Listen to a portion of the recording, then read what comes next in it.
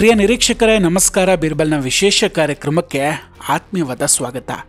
ವೀಕ್ಷಕರೇ, ಆಗಸ್ಟ್ 7ನೇ ತಾರೀಕು ಸಂಜೆ ದೆಹಲಿಯಲ್ಲಿ ರಾಹುಲ್ ಗಾಂಧಿ ಅವರು ಒಂದು ಪ್ರೆಸ್ ಕಾನ್ಫರೆನ್ಸನ್ನು ಮಾಡ್ತಾರೆ. ದೊಡ್ಡದೊಂದು ಫೈಲು ಜೊತೆಗೆ ಪ್ರೆಸೆಂಟೇಷನ್ ರೆಡಿ ಮಾಡಿಕೊಂಡು ಬಂದಿದ್ರು. ಟಾಪಿಕ್ ಯಾವುದಪ್ಪ ಅಂದರೆ ವೋಟ್ ಚೋರಿ. ಆಮೇಲೆ ಗೊತ್ತಾಯಿತು ಅದನ್ನು ಮಯನ್ಮಾರ್ನಿಂದ ರೆಡಿ ಮಾಡಿ ರಾಹುಲ್ ಗಾಂಧಿ ಅವರಿಗೆ ಕಳಿಸಲಾಗಿತ್ತು ಅಂತ.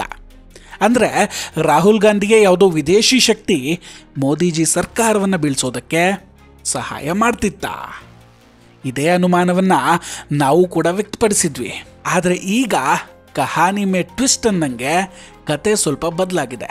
ಮೋದಿಜಿ ಸರ್ಕಾರವನ್ನು ಬೀಳಿಸೋದಕ್ಕೆ ಹೊರಟಂತಹ ರಾಹುಲ್ ಗಾಂಧಿಯವರ ಕಾಂಗ್ರೆಸ್ ಪಕ್ಷದಲ್ಲೇ ಈಗ ಬಂಡಾಯ ಭುಗಿಲೆದ್ದಿದೆ. ರಾಹುಲ್ ಗಾಂಧಿ ಒಂದು ಪ್ರೆಸ್ ಕಾನ್ಫರೆನ್ಸನ್ನು ನಡೆಸಿ ಮಲೇಷ್ಯಾಗೆ ಹೋಗ್ತಾರೆ. ಸೆಪ್ಟೆಂಬರ್ 4ರಿಂದ 7ನೇ ತಾರೀಕಿನವರೆಗೂ ಅಲ್ಲೇ ಇರ್ತಾರೆ. ಅಲ್ಲೊಂದಷ್ಟು ಮಂದಿಯನ್ನು ಭೇಟಿ ಕೂಡ ಮಾಡ್ತಾರೆ. ಅದಾದ ಮೇಲೆ ಈಗ ಸೌತ್ ಅಮೇರಿಕಾದ ಪ್ರವಾಸದಲ್ಲಿದ್ದಾರೆ. ಸೌತ್ ಅಮೇರಿಕಾದ ದೇಶಗಳಲ್ಲಿ ಇರುವಾಗಲೇ ರಾಹುಲ್ ಗಾಂಧಿ ಅವರು ಬೆಚ್ಚಿ ಬೀಳುವಂತೆ ಆಗಿದೆ.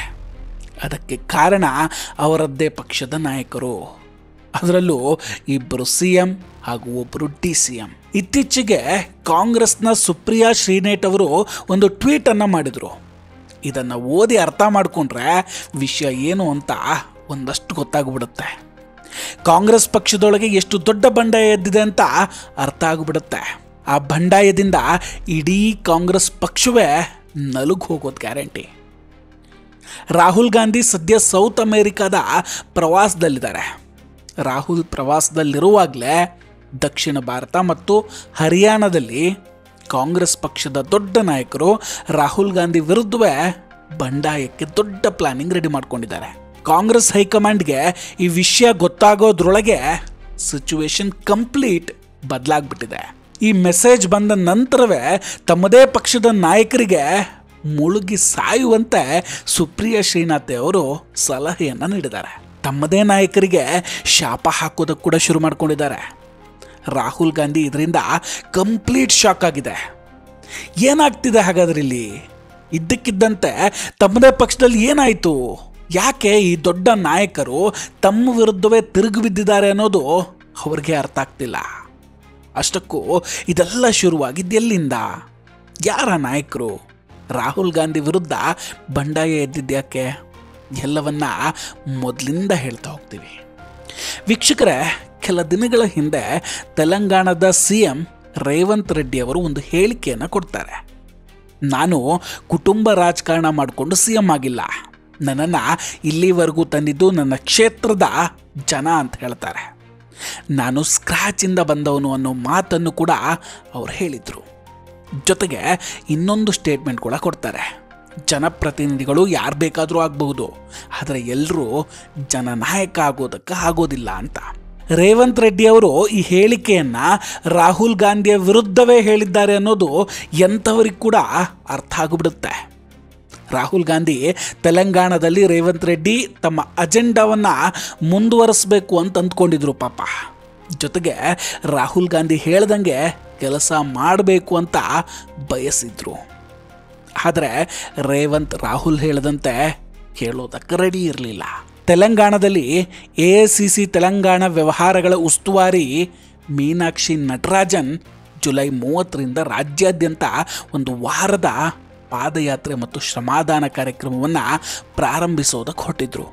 ಅದರಲ್ಲಿ ರಾಹುಲ್ ಭಾಗಿಯಾಗೋದಕ್ಕೂ ಹೊರಟಿದ್ರು. ಆದರೆ CM ರೇವಂತ್ ರೆಡ್ಡಿ ಅದನ್ನು ವಿರೋಧ ಮಾಡ್ತಾರೆ. ನಂತರ ಸೋನಿಯಾ ಗಾಂಧಿ, ರಾಹುಲ್ ಗಾಂಧಿ ಎಲ್ಲರೂ ಸೇರಿಕೊಂಡು ಮೀಟಿಂಗ್ ನಡೆಸಿ ರೇವಂತ್ ರೆಡ್ಡಿ ಅವರಿಗೆ ಹೇಳ್ತಾರೆ, ಸಮಾಧಾನ ಮಾಡ್ತಾರೆ.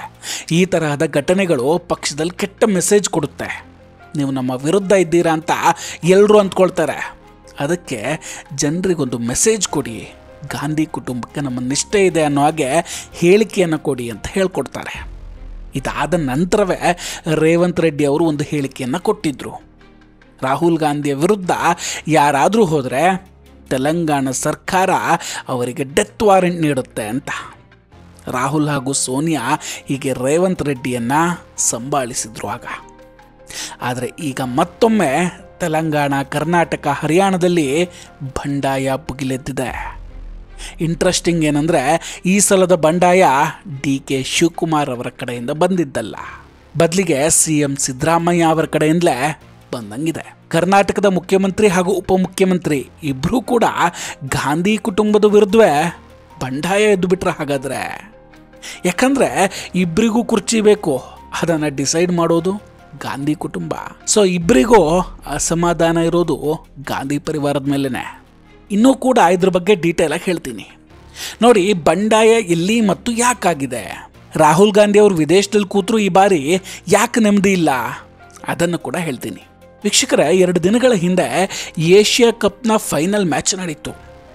ಕಾಂಗ್ರೆಸ್ ಪಕ್ಷದ ಹೈಕಮಾಂಡ್ ಮಲ್ಲಿಕಾರ್ಜುನ್ ಖರ್ಗೆ, ರಾಹುಲ್ ಗಾಂಧಿ, ಪ್ರಿಯಾಂಕಾ ಗಾಂಧಿ, ಇಡೀ ಕಾಂಗ್ರೆಸ್ ಪಕ್ಷ ಭಾರತ ಪಾಕಿಸ್ತಾನದ ವಿರುದ್ಧ ಗೆದ್ದಿದ್ದಕ್ಕೆ ವಿಶ್ ಮಾಡಬಾರ್ದು ಅಂತ ನಿರ್ಧಾರ ಮಾಡುತ್ತೆ. ಪಾಕಿಸ್ತಾನದ ಮೋಸಿನ್ ನಕ್ವಿಗೆ ಅವಮಾನ ಆಯಿತು ಅನ್ನೋ ಕಾರಣಕ್ಕೋ ಏನೋ ಭಾರತ ಗೆದ್ದಿದ್ದಕ್ಕೆ ಯಾರೂ ಶುಭ ಕೋರಬಾರ್ದು ಅಂತ ನಿರ್ಧರಿಸ್ಬಿಡ್ತಾರೆ. ವಿಚಿತ್ರ ಏನಂದರೆ, ಜಗವೆಲ್ಲ ಮಲಗಿರಲು ಇವನೊಬ್ಬ ಎದ್ದ ಅನ್ನಂಗೆ ಇಡೀ ಕಾಂಗ್ರೆಸ್ ಭಾರತ ಪಾಕಿಸ್ತಾನಕ್ಕೆ ವಿಶ್ ಮಾಡಬಾರ್ದು ಅಂತ ನಿರ್ಧಾರ ಮಾಡಿರುವಾಗ ನಮ್ಮ ಸಿದ್ದರಾಮಯ್ಯ ಸಾಹೇಬರು ಮಾತ್ರ ಭಾರತ ತಂಡಕ್ಕೆ ಶುಭಾಶಯ ಕೋರಿ ಟ್ವೀಟ್ ಮಾಡ್ತಾರೆ. ಈ ಪೋಸ್ಟನ್ನು ನಮ್ಮ DCM DK ಶಿವಕುಮಾರ್ ಅವರು ಕೂಡ ರೀಪೋಸ್ಟ್ ಮಾಡ್ತಾರೆ. ಹರಿಯಾಣದ ಕಾಂಗ್ರೆಸ್ ನಾಯಕ ದೀಪೇಂದ್ರ ಹೂಡಾ ಕೂಡ ಟೀಮ್ ಇಂಡಿಯಾಗೆ ಶುಭವನ್ನು ಕೋರ್ತಾರೆ. ಪಕ್ಕದ ರೇವಂತ್ ರೆಡ್ಡಿ ಅವರು ಬರೀ ವಿಶ್ ಮಾಡೋದಷ್ಟೇ ಅಲ್ಲ, ತಿಲಕ್ ವರ್ಮಾರನ್ನ ತಮ್ಮ ಕಚೇರಿಗೆ ಕರೆಸ್ಕೊಂಡು ಅವ್ರಿಗೆ ಸನ್ಮಾನ ಕೂಡ ಮಾಡ್ತಾರೆ. ಅಂದರೆ ಈ ಮೂಲಕ ಈ 3 ರಾಜ್ಯದ ಕಾಂಗ್ರೆಸ್ ನಾಯಕರು ದೇಶದ ವಿರೋಧಿ ಚಟುವಟಿಕೆಯಲ್ಲಿ ನಾವು ಗಾಂಧಿ ಕುಟುಂಬಕ್ಕೆ ಬೆಂಬಲ ಕೊಡೋದಿಲ್ಲ ಅಂತ ಹೇಳಿದ್ರೆ. ಹಾಗಾದರೆ ಈ ವಿಷಯ ರಾಹುಲ್ ಗಾಂಧಿಗೆ ಗೊತ್ತಾಗ್ತಿದ್ದಾಗೆ ಸುಪ್ರಿಯಾ ಶ್ರೀನಾಥ್ಗೆ ಕಾಲ್ ಮಾಡಿ ಕೇಳ್ತಾರೆ, ಏನಾಗ್ತಿದೆ, ನಾವು ಭಾರತ ಟೀಮ್ಗೆ ವಿಶ್ ಮಾಡಬಾರ್ದು ಅಂದಿದ್ವಿ, ಕಾಂಗ್ರೆಸ್ ಸೋಷಿಯಲ್ ಮೀಡಿಯಾ ಹ್ಯಾಂಡಲ್ ಕೂಡ ಶುಭ ಕೋರಲಿಲ್ಲ, ನಾನು ಕೂಡ ವಿಶ್ ಮಾಡಲಿಲ್ಲ, ಆದರೆ ಇವ್ರು ಯಾಕೆ ಮಾಡಿದ್ದಾರೆ ಅಂತ. ಇದಾದ್ಮೇಲೆ ಸುಪ್ರಿಯಾ ಶ್ರೀನಾಥ್ ಒಂದು ಪೋಸ್ಟ್ ಹಾಕ್ತಾರೆ. ಯಾರೆಲ್ಲ ಟೀಮ್ ಇಂಡಿಯಾಗೆ ಶುಭವನ್ನು ಕೋರಿದಿರೋ, ಯಾರೆಲ್ಲ ಗೆಲುವನ್ನು ಸಂಭ್ರಮಿಸಿದಿರೋ, ಯಾರೆಲ್ಲ ಈ ಮ್ಯಾಚನ್ನು ನೋಡಿದಿರೋ ಅವರೆಲ್ಲ ಮುಳುಗ್ ಸಾಯಬೇಕು ಅಂತ ಶಾಪ ಹಾಕ್ತೀನಿ ಅಂತ ಶ್ರೀನಾಥ್ ಹೇಳ್ತಾ ಇದ್ದಾರೆ. ಅಂದರೆ ಸುಪ್ರಿಯಾ ಶ್ರೀನಾಥ್ CM ಸಿದ್ದರಾಮಯ್ಯ, DK ಶಿವಕುಮಾರ್, ರೇವಂತ್ ರೆಡ್ಡಿ ಹೀಗೆ ಕಾಂಗ್ರೆಸ್ ನಾಯಕರಿಗೆ ಮುಳುಗಿ ಸಾಯಿರಿ ಅಂತ ಶಪಿಸ್ಬಿಟ್ರ. ಒಂದು ಅರ್ಥವೇ ಆಗ್ತಿಲ್ಲ ನೋಡಿ. ಇದೆಲ್ಲ ನೋಡ್ತಾ ಇದ್ರೆ ಯಾಕೋ ಒಂದು ಕಡೆ ಅನ್ನಿಸ್ತಾ ಇದೆ, ಕಾಂಗ್ರೆಸ್ನಲ್ಲಿ ಅಸಮಾಧಾನ ಭುಗಿಲೆದ್ದಿದೆ. ಗಾಂಧಿ ಕುಟುಂಬದ ವಿರುದ್ಧವೇ ಕಾಂಗ್ರೆಸ್ ನಾಯಕರು ಬಂಡಾಯ ಹೇಳೋಕೆ ಶುರು ಮಾಡ್ಕೊಂಡಿದ್ದಾರೆ ಅನಿಸುತ್ತೆ. ಇದೆಲ್ಲದರ ಬಗ್ಗೆ ನಿಮ್ಮ ಅಭಿಪ್ರಾಯ ಏನು, ದಯವಿಟ್ಟು ಕಮೆಂಟ್ ಮಾಡಿ ತಿಳಿಸಿ. ನಾವು ಕೊಟ್ಟಂತಹ ಮಾಹಿತಿಗಳು ಇಷ್ಟ ಆಗಿದ್ದರೆ ವಿಡಿಯೋವನ್ನು ಲೈಕ್ ಮಾಡಿ ಹಾಗೂ ಶೇರ್ ಮಾಡಿ.